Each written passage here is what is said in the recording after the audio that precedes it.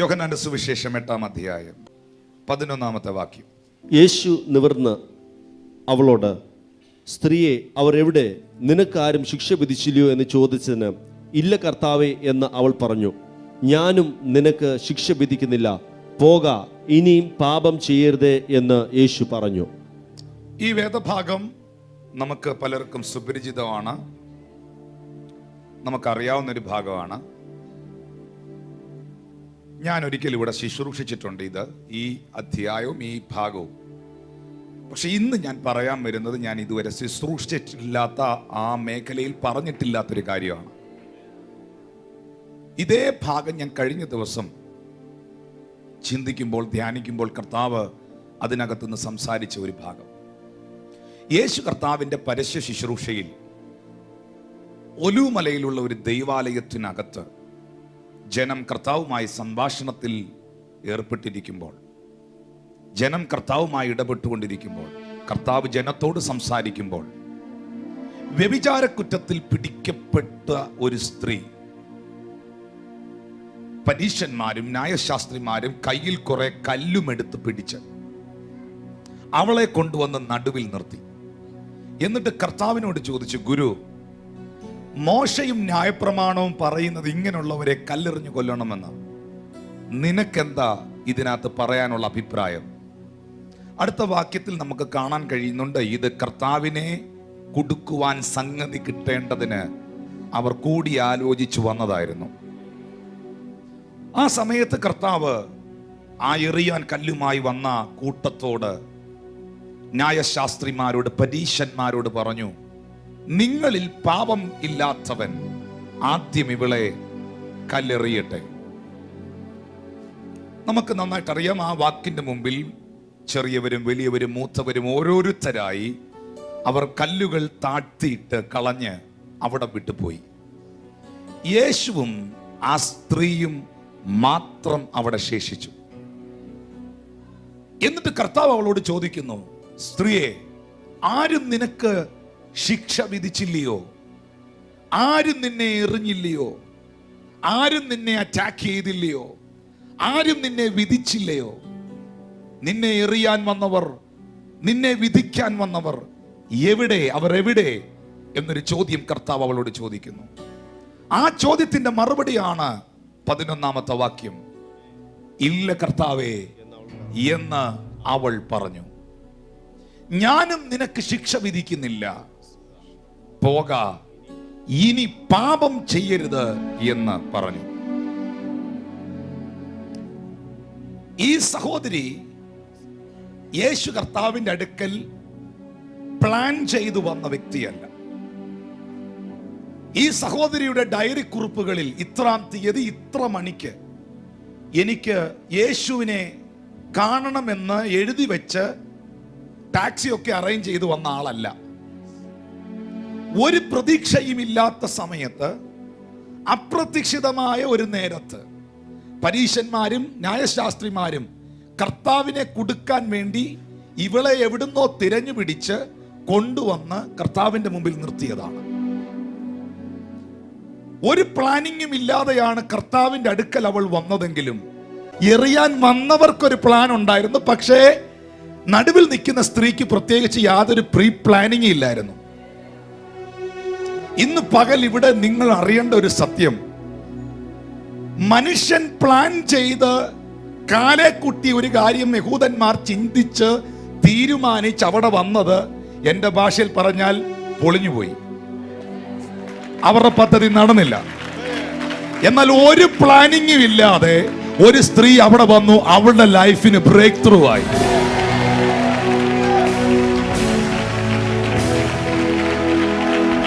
നിങ്ങളുടെ ചിന്തകളും നിങ്ങളുടെ ബുദ്ധികളും നിങ്ങളുടെ കഴിവുകളും മുഴുവൻ പരാജയപ്പെട്ട് നിങ്ങൾ നിസ്സഹായരായി നിൽക്കുന്ന ആ പർട്ടിക്കുലർ മൂവ്മെന്റിലാണ് ദൈവത്തിന്റെ അത്ഭുതത്തിന്റെ കരം ഇന്ന് പകലിൽ നിങ്ങൾക്കായി വെളിപ്പെടുന്നതെന്ന സത്യം നിങ്ങൾ തിരിച്ചറിയുക. ഓക്കെ,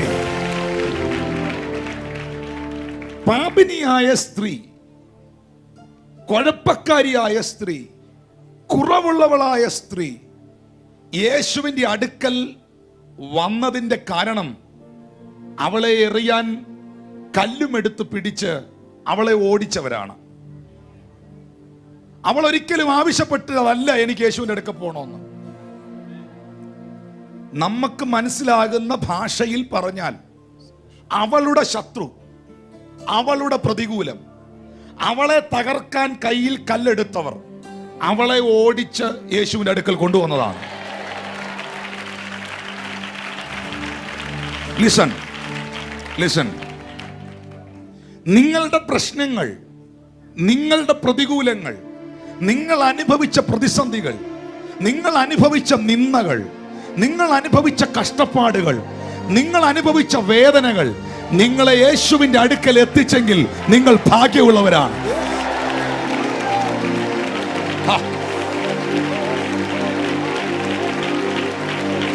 അത് നിങ്ങളെ പ്രാർത്ഥിക്കാൻ പഠിപ്പിച്ചെങ്കിൽ, അത് നിങ്ങളെ ദൈവത്തോട് അടുക്കാൻ പഠിപ്പിച്ചെങ്കിൽ, you are very blessed person. നമ്മുടെ ജീവിതത്തിലെ പ്രതിസന്ധികളും നാം അനുഭവിച്ച പല പ്രതികൂലങ്ങളും അല്ലേ നമ്മളെ കുറച്ചും കൂടെ പ്രാർത്ഥിക്കാൻ പഠിപ്പിച്ചത്? നമ്മളെ വിശ്വാസം പഠിപ്പിച്ച സാഹചര്യങ്ങൾ നമുക്കില്ലേ? നാളെ നേരം പുലരുമ്പോൾ 9:45 ആ കാര്യം നടത്തണം. പക്ഷേ 5 നയാ പൈസ കയ്യിലില്ലാതിരിക്കുമ്പോൾ ദൈവം നമ്മളെ വിശ്വാസം പഠിപ്പിച്ചില്ലേ? പഠിപ്പിച്ചില്ലേ?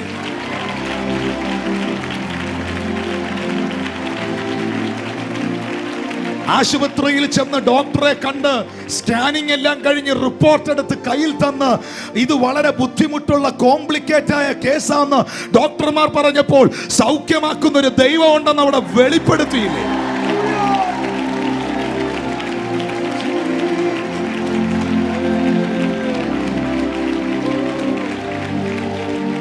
പ്രിയപ്പെട്ടവരെ, എൻ്റെ മാന്യ സഹോദരി സഹോദരന്മാരെ, നിങ്ങളുടെ ജീവിതത്തിലെ പ്രതിസന്ധികൾ, പ്രതികൂലങ്ങൾ, വെല്ലുവിളികൾ, ശത്രുക്കൾ നിങ്ങളെ യേശുവിന്റെ അടുക്കൽ എത്തിച്ചെങ്കിൽ, കുറേയും കൂടെ ദൈവത്തോടുള്ള ബന്ധത്തിലേക്ക് ആക്കി തീർത്തെങ്കിൽ, ആ സാഹചര്യങ്ങൾ യേശുവിനെ കാണാൻ ഒരവസരമായി തീർന്നെങ്കിൽ, ആ അവസരത്തിന് നിങ്ങൾ നന്ദി പറയാൻ തയ്യാറാകുക എന്ന് പകലിൽ.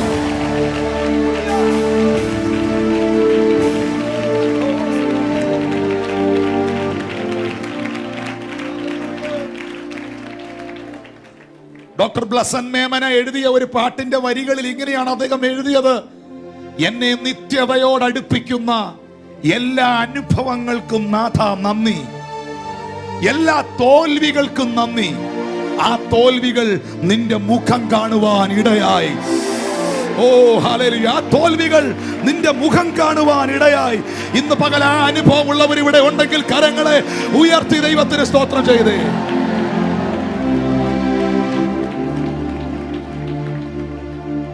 ഞാൻ പ്രസംഗിക്കുന്നതിൽ ഏറ്റവും ഗൗരവമുള്ള ഒരു ഭാഗം, എറിയാൻ കല്ലുമായി വന്നവരുടെ കയ്യിലുള്ള ഒരു കല്ലുകളും അവളുടെ മേളിൽ വീഴാതെ യേശു അവൾക്ക് വേണ്ടി അവരോട് സംസാരിച്ചു. ലിസൺ, കർത്താവിന് ആ മൂവ്മെന്റിൽ മിണ്ടാതിരിക്കാമായിരുന്നു. യേശുവിന് ആ മൂവ്മെന്റിൽ സൈലന്റ് ആകാമായിരുന്നു. നിങ്ങളിൽ പാപമില്ലാത്തവൻ ഇവളെ കല്ലെറിയട്ടെന്നും എന്നും പറയണ്ടായിരുന്നു. മിണ്ടാതെ എഴുന്നേറ്റ് പോകാമായിരുന്നു. പക്ഷെ കർത്താവ് അതൊന്നും ചെയ്യാതെ ഈ വിഷയത്തിന്റെ മുൻപിൽ അവൾക്ക് വേണ്ടി അവരോട് കർത്താവ് സംസാരിച്ചു. എന്റെ ഭാഷയിൽ പറഞ്ഞാൽ, മരണത്തിന് വിധിക്കപ്പെട്ട വ്യക്തിക്ക് വേണ്ടി ദൈവം പ്രതികരിച്ചു. നീ അനുഭവിക്കുന്ന ചില വിഷയങ്ങളിൽ ഇന്ന് പകൽ ദൈവം പ്രതികരിക്കുന്ന പകലാണ് എന്ന് കർത്താവ് ഇന്ന് പകൽ നിന്നോട് ആലോചന അറിയിക്കുകയാണ്. നീ കടന്നു പോകുന്ന ചില സാഹചര്യങ്ങളിൽ ദൈവം നിനക്ക് വേണ്ടി റെസ്പോണ്ട് ചെയ്യുന്ന, ദൈവം നിനക്ക് വേണ്ടി റെസ്പോണ്ട് ചെയ്യുന്ന, ദൈവം നിനക്ക് വേണ്ടി പ്രതികരിക്കുന്ന, അവന്റെ കരം നിനക്ക് വേണ്ടി ചലിക്കുന്ന, അവന്റെ ആത്മാവ് നിനക്ക് വേണ്ടി പ്രതികരിക്കുന്ന ഒരു പകലെന്ന് ഇന്ന് പകൽ ദൈവം നിന്നോട് ആലോചന അറിയിക്കുന്നു. ഏറ്റെടുക്കുന്നവർ കരമടിച്ച് അതരം തുറന്ന് ദൈവത്തിന് നന്ദി പറ. പ്രിയപ്പെട്ടവരെ, യേശു കർത്താവ് ആ മകൾക്ക് വേണ്ടി അവരോട് പ്രതികരിച്ച ഒറ്റ കാരണം കൊണ്ട് ശത്രു കയ്യിൽ കരുതിയിരുന്ന ഒരു കല്ലുകളും അവളുടെ മേളിൽ പതിച്ചില്ല. ഞാൻ ഉറപ്പു തരുന്നു നിങ്ങൾക്ക്, ദൈവം നിങ്ങൾക്ക് അനുകൂലമെങ്കിൽ പ്രതികൂലം ആരില്ല. ഇത് വചനത്തിലുള്ള ഉറപ്പാണ്, ഇത് ദൈവത്തിലുള്ള ഉറപ്പാണ്, ഇത് വിശ്വസിക്കുന്നവനുള്ള ഉറപ്പാണ്. ഏറ്റെടുക്കുന്ന ദൈവമക്കൾ അധരം തുറന്ന് ദൈവത്തെ സ്തുതിക്കാം.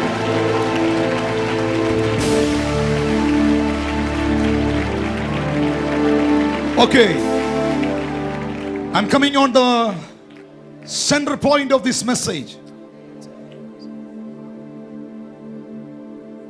ഒന്ന്, അവളുടെ ശരീരത്ത് ഒരു കല്ല് പോലും പതിക്കാതെ അവളെ ദൈവം സേവ് ചെയ്തു. അവൾക്ക് വേണ്ടി ദൈവം അവളുടെ ശത്രുക്കളോട് സംസാരിച്ചു, പ്രതികരിച്ചു. Okay, that is good. അവൾക്ക് എന്ത് കിട്ടി? അതിനാൽ ഫിസിക്കൽ ഡെലിവറൻസ്, ശാരീരികമായ വിടുതൽ. കല്ലെടുത്തെറിഞ്ഞ എവിടാ കൊല്ലുന്നേ? പറ. ആത്മാവാന്ന മുറിയുന്നേ, ശരീരമാന്ന മുറിയുന്നേ? കല്ലെടുത്തെറിഞ്ഞാൽ ശരീരമാ മുറിയുന്നേ. അവളുടെ ശാരീരികമായ വിഷയത്തിൽ, അവളുടെ ഭൗതിക വിഷയത്തിൽ യേശു കർത്താവ് അവൾക്ക് വേണ്ടി പ്രതികരിച്ച് വിടുതൽ കൊടുത്തു. ആ വിടുതലും കിട്ടി പൊടിയും തട്ടി പോകാനല്ല. 11ാമത്തെ വാക്യം, Now you are delivered. നീ വിടുതൽ പ്രാപിച്ചിരിക്കുന്നു. നീ അനുഭവിച്ച ട്രബിളിൽ നിന്ന്, പ്രോബ്ലത്തിൽ നിന്ന് ഞാൻ നിന്നെ സേവ് ചെയ്തിരിക്കുന്നു. നിന്റെ ശരീരം മുറിയാതെ ഞാൻ നിന്നെ സൂക്ഷിച്ചിരിക്കുന്നു. പക്ഷേ രണ്ടാമതായി എനിക്ക് മാത്രം ചെയ്യാൻ കഴിയുന്ന മറ്റൊരു കാര്യമുണ്ട്, നിന്റെ ആത്മാവിന്റെ രക്ഷ.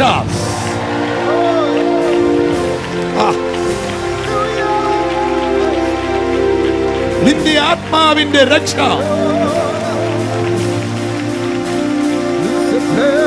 ശാരീരിക വിഷയത്തിൽ വിടുതൽ ലഭിച്ച് ആത്മാവിന്റെ രക്ഷ പ്രാപിക്കാതെ പോകുന്നത് കാണാൻ ദൈവം ആഗ്രഹിക്കാത്തത് കൊണ്ട് അവളോട് പറഞ്ഞു, പോകാ, പക്ഷേ നീ ഇനി പാപം ചെയ്യരുത്.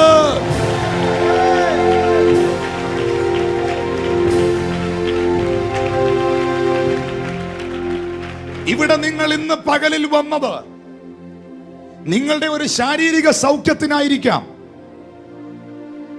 ഇപ്പോഴും വർഷങ്ങളായി ചിലയിടത്ത് ആൾക്കാർ പറയുന്നുണ്ട്, 4 ആഴ്ച ഈ ചർച്ചിൽ വന്നാൽ നിനക്ക് വിടുതല. I never say that.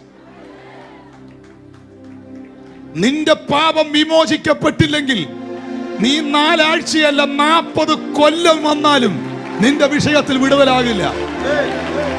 ശാരീരിക വിഷയത്തിൽ വിടുതൽ കൊടുത്ത ക്രിസ്തു, ശരീരത്തിൽ നിന്ന് ബ്ലഡ് വരാൻ അനുവദിക്കാതെ മരണത്തിൽ നിന്ന് വിടുവിച്ച കർത്താവ്, ഇനി നിനക്ക് എന്തെങ്കിലും ഒരു കാലത്ത് മരണമുണ്ടായാൽ അത് നിത്യമരണമാകാതിരിക്കേണ്ടതിന്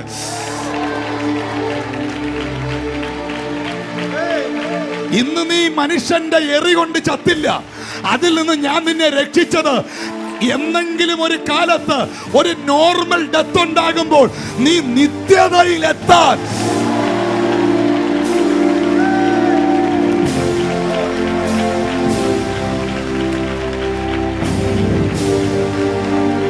പാപമെന്ന് പറയുന്നത് മരണകാരണമാകുന്ന ഒരു ബോംബാണ്.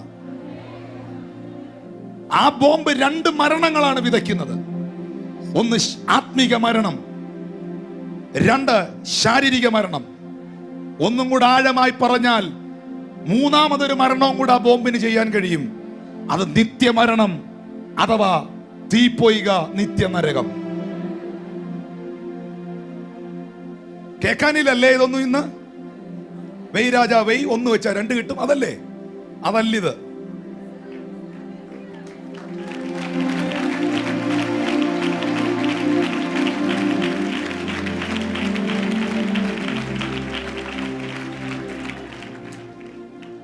പാപമെന്ന ബോംബ്, ജഡീകതകൾ, വ്യഭിചാരം, അസൂയ, pornography, സ്വയഭോഗം, തിന്മകൾ, പാപത്തിന്റെ വിഷമുള്ള പാപമെന്ന ബോംബ് നിന്റെ പോക്കറ്റിൽ ഇട്ടുകൊണ്ട് വന്നിട്ട് സഭയ്ക്കകത്ത് വന്ന് പ്രവാചകനെ കണ്ട് പേര് വിളിച്ച് പ്രവചിച്ച് എഴുന്നേച്ച് ഇങ്ങോട്ട് കൊടുക്കുക. നിന്നെ അതാക്കിക്കള, ഇതാക്കിക്കള, ഇതാ ഒരു പ്രവചനം. കൈ നീട്ടി പിടിക്കുക, ഇങ്ങനെ പിടിക്കുക, കൈ ഇങ്ങനെ നീട്ടി പിടിക്കുക.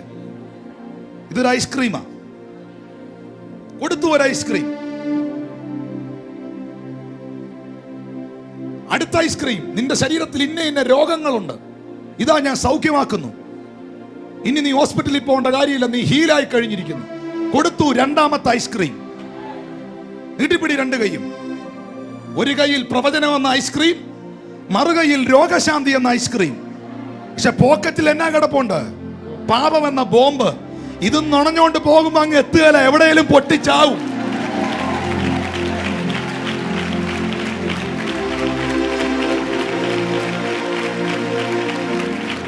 ആത്മീയ ശുശ്രൂഷകൾ ആസ്വദിക്കുന്നതിന് മുൻപ്, കൃപാവരങ്ങൾ പ്രാപിക്കുന്നതിന് മുൻപ്, പ്രവചനം കേൾക്കുന്നതിന് മുൻപ്, ഇന്ന് ഈ പകലിൽ നിന്നിൽ നിന്നും എടുത്തു കളയേണ്ടതിനെ എടുത്തു കളയുക.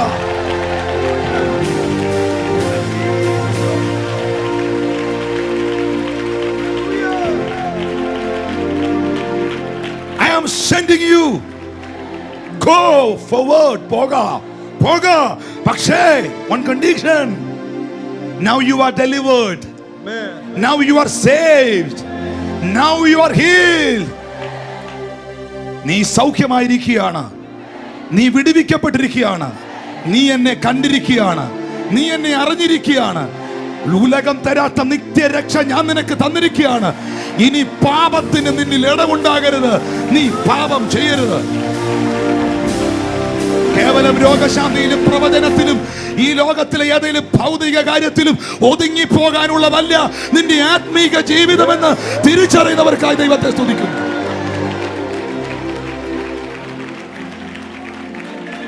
മാറേണ്ടത് കാറല്ല, മാറേണ്ടത് വീടല്ല, മാറേണ്ടത് ജോലിയല്ല, മാറേണ്ടത് ഫ്ലാറ്റ് അല്ല.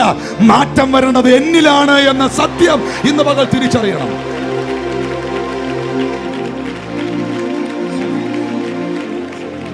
മനുഷ്യനിൽ ആദ്യം ഉണ്ടായിരുന്നത് പാപവും ശാപവും രോഗവും മരണമല്ല. മനുഷ്യനിൽ ദൈവം അണിയിച്ചത് തേജസ്സാണ്. ദൂതന്മാരെക്കാൾ അല്പം അവരെ താഴ്ത്തി തേജസ്സും ബഹുമാനവും അവരെ അണിയിച്ചു എന്ന് ബൈബിളിൽ എഴുതിയിരിക്കുന്നു. മനുഷ്യരെ ഓർക്കേണ്ട ഒരു കാര്യമുണ്ട്. ആദവും ഹവ്വയും പാപം ചെയ്തപ്പോൾ, വ്യവസ്ഥാലംഘനം നടത്തിയപ്പോൾ, ദൈവത്തിന്റെ വാക്കിനെ അവിശ്വസിച്ചപ്പോൾ, അവിശ്വാസം പാപമാകട്ടോ. വിശ്വസ്തതയും വിശ്വാസവും എന്ന് പറയുന്നത് ദൈവത്തിന്റെ ആത്മാവിന്റെ ഒരു ഗിഫ്റ്റാണ്. അവർ ദൈവത്തെ സംശയിച്ചില്ലേ? ദൈവം ഇത് ഭക്ഷിക്കരുതെന്ന് പറഞ്ഞപ്പം, ഇത് തിന്നാൽ നിങ്ങൾ ദൈവത്തെ പോലെ ആകുമെന്നുള്ള ദൂതിന്റെ മുൻപിൽ, പൈശാചികമായ ഭോഷ്കിന്റെ വ്യാപാരത്തിന്റെ മുൻപിൽ അവർ വീണുപോയില്ലേ? ദൈവം പറഞ്ഞത് അവർ മറന്നുപോയില്ലേ? ദൈവം പറഞ്ഞത് മറന്നു. ദൈവം അറിയിച്ചതിന് പുല്ലുവില കൽപ്പിച്ച്, നിന്റെ സ്വന്തം ബുദ്ധിയിൽ ആശ്രയിച്ച്, പിശാചി പറയുന്ന വാക്കുകൾ കേട്ട് നീ നിന്റെ ചുവടുകളെ വെക്കുന്നതിനെയാണ് വേദപുസ്തകം പാപം എന്ന് പറയുന്നത്.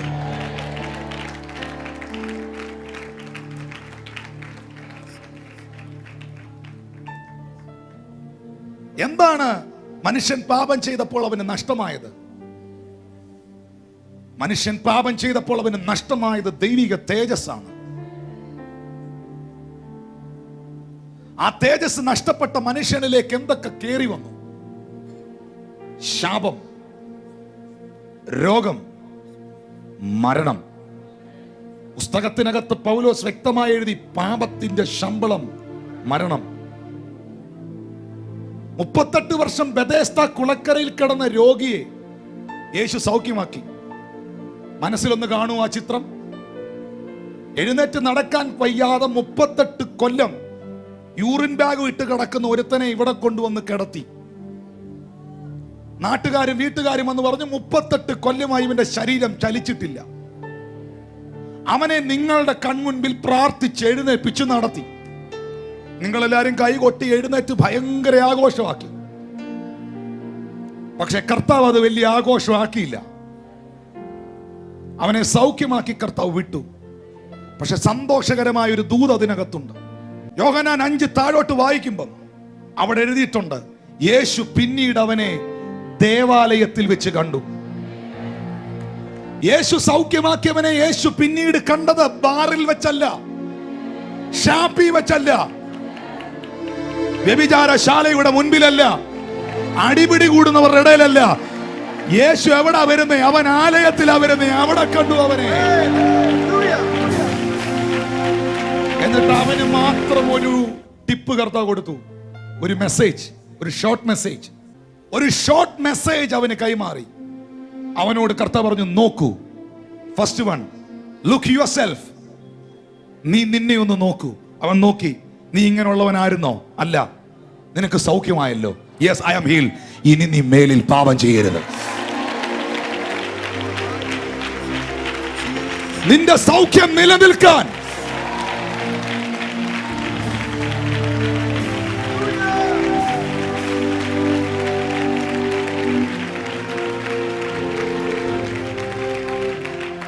ദൈവസഭയെ ഇന്ന് പകലിൽ വളരെ വ്യക്തമായി പറയട്ടെ, ദൈവം തന്റെ പുത്രനെ ഈ ഭൂമിയിലേക്ക് അയച്ചത് എന്തിനു വേണ്ടിയാണ്? യോഹന്നാൻ സുവിശേഷം 3-ാം അധ്യായം 16-ാമത്തെ വാക്യം, തന്റെ ഏകജാതനായ പുത്രനിൽ വിശ്വസിക്കുന്ന ഏവനും നശിച്ചു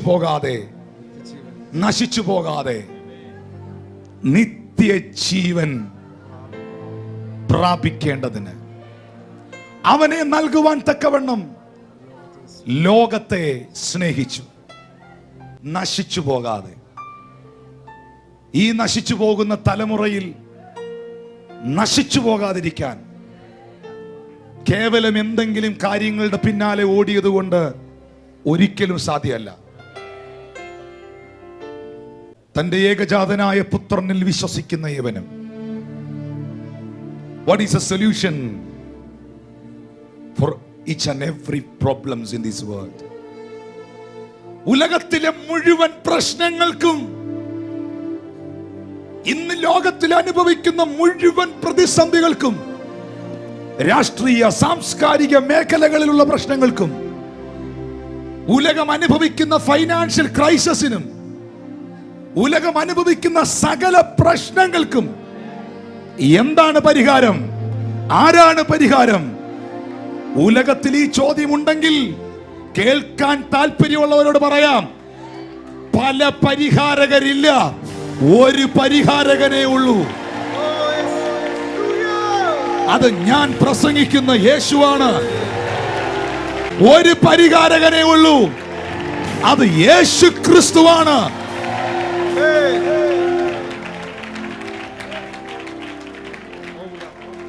പല വഴികളില്ല, ഒരു വഴിയേ ഉള്ളൂ, അത് യേശുവാകുന്ന വഴിയാണ്. പല സത്യങ്ങളില്ല, ഒരു സത്യമേ ഉള്ളൂ, അത് യേശുവാകുന്ന സത്യമാണ്. ഞാൻ തന്നെ വഴിയും സത്യവും ജീവനുമാകുന്നു. ഞാൻ മുഖാന്തരമല്ലാതെ ആർക്കും പിതാവിന്റെ അടുക്കൽ എത്തുവാൻ കഴിയുകയില്ല. മറ്റൊരുത്തനിലും രക്ഷയില്ല. രക്ഷിക്കപ്പെടുവാൻ ആകാശത്തിന്റെ കീഴിൽ മനുഷ്യരുടെ ഇടയിൽ നൽകപ്പെട്ട വേറൊരു നാമമില്ല. മക്കളെ, പല മധ്യസ്ഥന്മാരില്ല, ഒരു മധ്യസ്ഥനേ ഉള്ളൂ, അത് ജീവനെ മറുവിലയായി തന്ന യേശുവാണ്.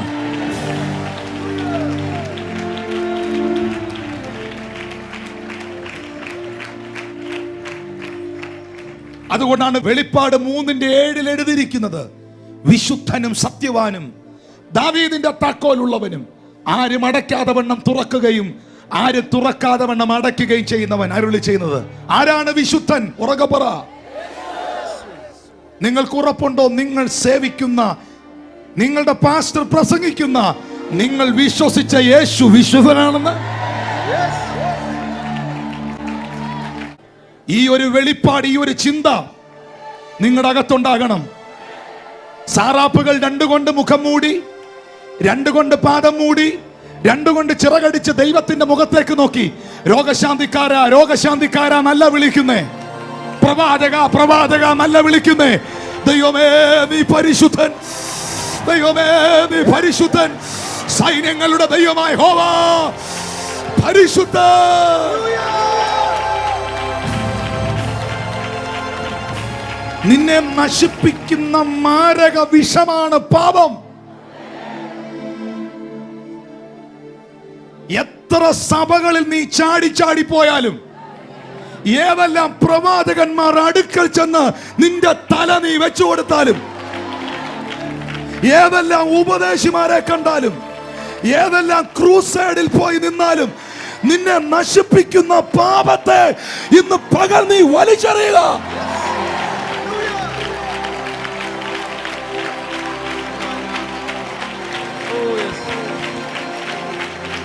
ഒരുപക്ഷെ അത് നിന്റെ മദ്യപാനമാകാം, നിന്റെ പുകവലിയാകാം, നിന്റെ സ്വയഭോഗമാകാം, നിന്റെ കണ്ണുകളെ നിനക്ക് നിയന്ത്രിക്കാൻ പറ്റാത്തതാകാം, അവിഹിത ബന്ധങ്ങളാകാം, തെറ്റായ കൂട്ടുകെട്ടുകളാകാം, പുകവലിയാകാം. യേശുവിന്റെ നാമത്തിൽ നീ പുറത്തു വാ.